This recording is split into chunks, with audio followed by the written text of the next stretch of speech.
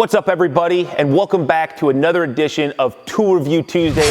Wait a second, guys. This is me reading your comments and actually listening to them constructively, and I want to do this for you guys. This video series is not for me. I have these tools and I get to play with them daily. So what I'm going to say is that it is not a tool review. There will be tool reviews. We will be, getting into some tools that I've been using for a long time, and I really have a good feel for what they are. But this video here is a unboxing. It's New Tool Tuesday for this video. So they're always going to be different, but the whole idea behind Tuesday is that we're going to use it for our talk about tools. So let's get back into this video.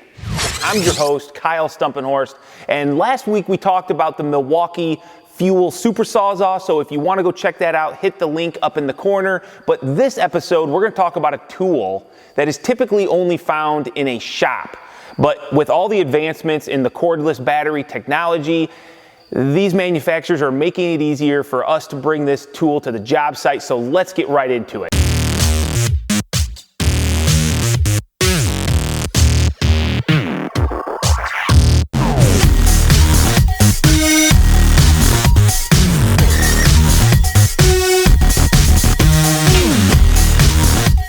Here it is, guys, the Milwaukee 8 1/4 table saw with one key. It's got 15 amp corded power, 24.5-inch rip capacity, and the ability, according to Milwaukee, to rip 600 linear foot of 3/4 material on one 12-0 battery. With a 2.5-inch rip depth at 90 degrees and a 47-degree max bevel, this is all made possible with the newest brushless power state motor that Milwaukee has developed to be able to be used with these massive 12-0 batteries. But what is really cool is they added in the one key. Now, I am not a huge fan of the one key on most tools because I don't think they really have its place. But with the table saw, the one key allows you to, not only track that expensive tool, but get into those settings and lock it out completely.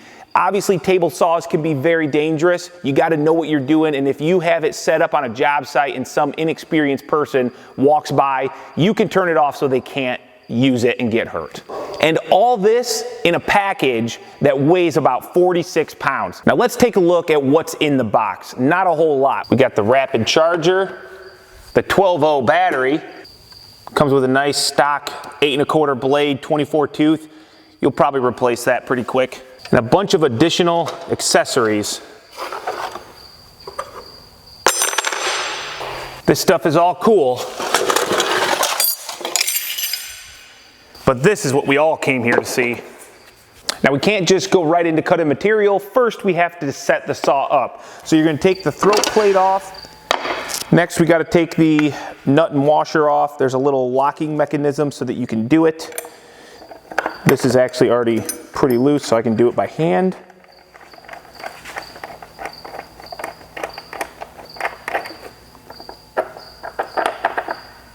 Now, all blades are going to have a direction on them. This one is supposed to spin this way. To know which way your saw goes, they actually put it right here on the riving knife. So you can see the direction is counterclockwise. So I want my blade to be flipped around. That way it's going to spin counterclockwise.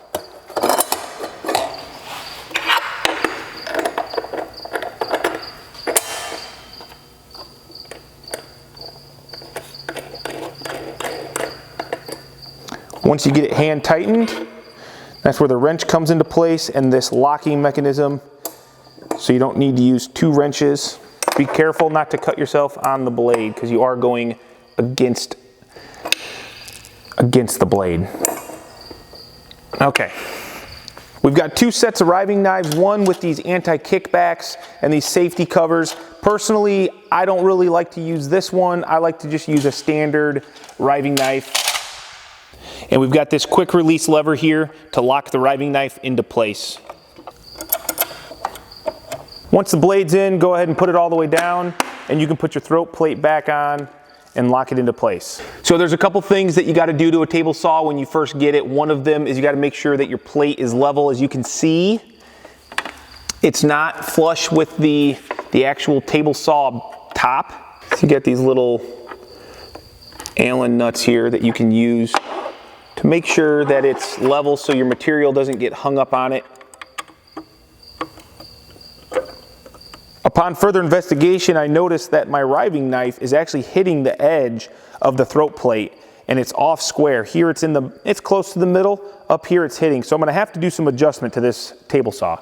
So one thing I did notice after playing around with this saw a little bit more is when I have the blade all the way up, it's almost like I can't get it to go back to 0 degrees. I have to physically hold it there and lock it in, and I think I understand why.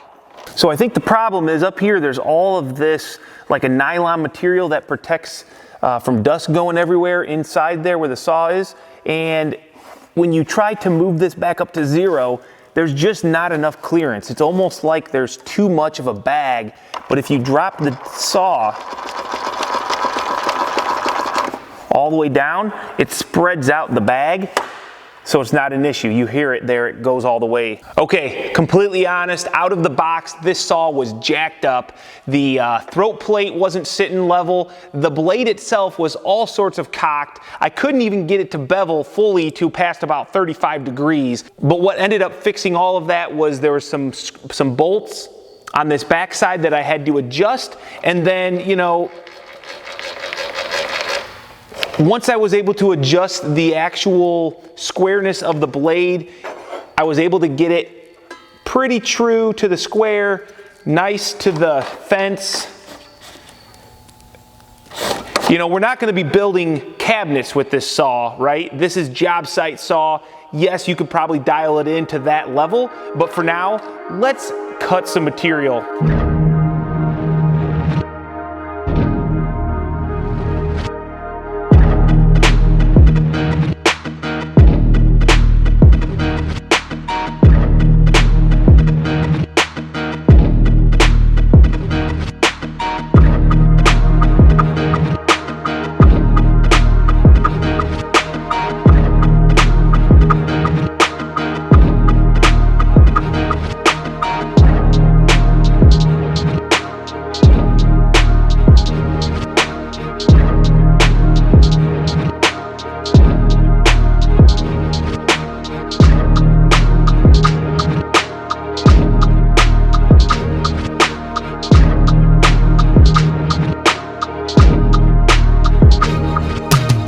After running all that plywood through, this is a lot of material to rip through. I've still got 2 bars on the 12-0 battery. I just am tired of ripping. I thought I was gonna go ahead and just rip until it died.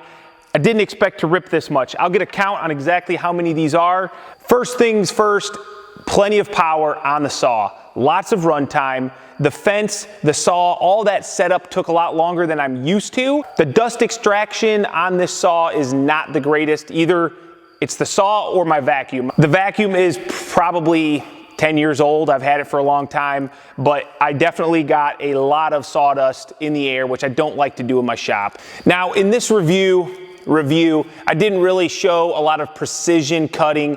This is not the saw that you're gonna take into your shop and make cabinets with, I don't think. Maybe you could set it up that way, but this for me and for most people is gonna be taking it out to the job site for those quick and dirty rips that you don't wanna have to set up a cord, set up a whole, you know, table saw, roll it in. This is lightweight at 40 some pounds, and you know, there's something about it that I can't put my finger on, but I almost feel like even though this was the first time using the saw, I feel like I've already used it before. So one of the other things I noticed, this is the Milwaukee down here, the DeWalt up top. If you notice the DeWalt on the fence mechanism that slides the fence left to right, this gear is metal, and on the Milwaukee, it's just a plastic gear. And obviously when you're spending a lot of money on a tool, you want longevity. This is definitely gonna last a lot longer than this. Will this fail in any short amount of time? That's hard to say at this point. It's just over the first review, that's kind of what I'm noticing. So the other thing that dust collection is clearly not as good on the Milwaukee. It would have been nice to have an additional dust port so that we could have sucked some of that, you know, extra dust that was coming out the top, because when I was doing all that ripping, definitely I was only able to suck from the bottom of the blade, not from the bottom and the top. So that is another win for the DeWalt. Every time I would go to turn it on and I would let go of this little paddle that covers the switches, and that's a safety thing, it will turn the saw off. DeWalt had a little bit of a design flaw and guys were taking out this spring. Well, when Milwaukee came out with theirs, when you turn this paddle switch on, this doesn't close it. But if you bump into it, it will turn it off automatically. And I know that seems so minor, but when all things are considered, this saw and this saw perform pretty much the same. I mean, runtime, I don't know. I don't have a 12-0 battery on the DeWalt. The Milwaukee has the 12-0, so I don't ever need to rip a million things. Most people that are gonna use these saws are gonna be for the quick job site tasks. So I think probably regardless, they're gonna work pretty much the same. But this is a huge nuisance. The other thing that Milwaukee's done, and we talked about it, is the one key. Typically, one key is not that big of a deal, but I think with this saw, it's gonna be a great feature because you can log into the one key app on your phone and kill the saw. That means if somebody comes up and tries to start it, a kid, maybe an employee that doesn't actually know how to run a table saw, because you gotta be careful with these things, the one key can lock it out until you decide to turn it back on. Okay, so we were able to just count all these rips that we just did. It was 3/4 plywood. They were 3-foot sections. We did 101 rips. That's, well, mathematically 303 linear foot. Now, Milwaukee claims 600 foot on one 12-0 battery. We've got 2 bars left. So if that's accurate, I'm thinking 600 foot is possible. I don't know that I'm ever gonna need to rip 600 foot at a time, but with that being said, this table saw is probably gonna go to the job site next over the DeWalt because I have 12-0 batteries and I do not wanna run out when I'm on the job site. So the 12-0 battery is a big deal for me. DeWalt does have 12-0s now, I just don't own any. So if you want to see more of this tool being used in application specific tasks like out on the job site, make sure you hit that subscribe button because I promise you I will be using it. I've got a job coming up where I've got to do a lot of ripping of material. Make sure you hit that subscribe button, drop a comment down below if you got suggestion or feedback on this review, and definitely hit that thumbs up if you enjoy it. So this was fun. I've been waiting for Milwaukee to come out with a table saw. They finally did it and they delivered, even if they did have to copy the DeWalt just a little bit. So see you guys next week on Tool Review Tuesday.